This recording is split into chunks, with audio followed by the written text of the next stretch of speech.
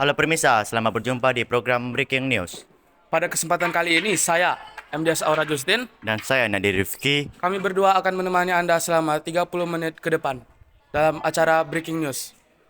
Peneliti UGM nilai perumusan sifat IKN bermasalah.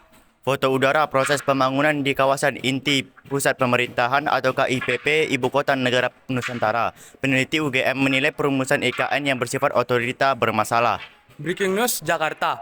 Peneliti yang juga dosen Universitas Gadjah Mada tersebut, Gabriel Lele, menjelaskan tak ada satupun di dunia ini yang ibu kota negaranya bersifat otorita.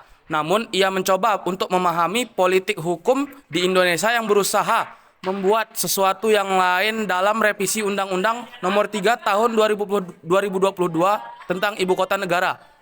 Namun, IKN yang dijalankan oleh pemerintahan daerah yang disebut otoritas bisa bermasalah di masa depan karena ia melihat belum adanya aturan terkait transisi terkait IKN yang bersifat pemerintah daerah khusus yang tingkat pemerintah provinsi dan kepala otoritas yang sejajar dengan menteri.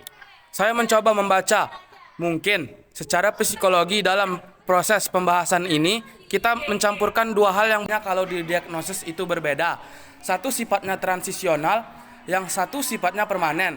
Tetapi kemudian kedua hal itu dilebur, ujar Gabriel dalam rapat panitia kerja revisi UU IKN Senin 18 September 2023.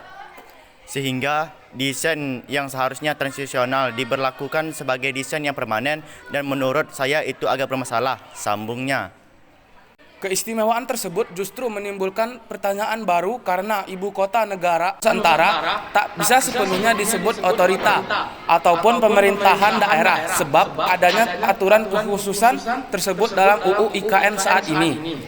Ia pun mengusulkan agar otorita diubah menjadi layaknya sebuah badan atau lembaga yang setingkat menteri, bukan lagi pemerintahan daerah khusus. Misalnya, ia contohkan menjadi Badan Percepatan Persiapan Pembangunan dan Pemindahan Ibu Kota Negara atau BP4 IKN. Setelah itu, pemerintah bersama DPR perlu merumuskan lebih detail terkait aturan transisi dari badan ke penyelenggaraan IKN.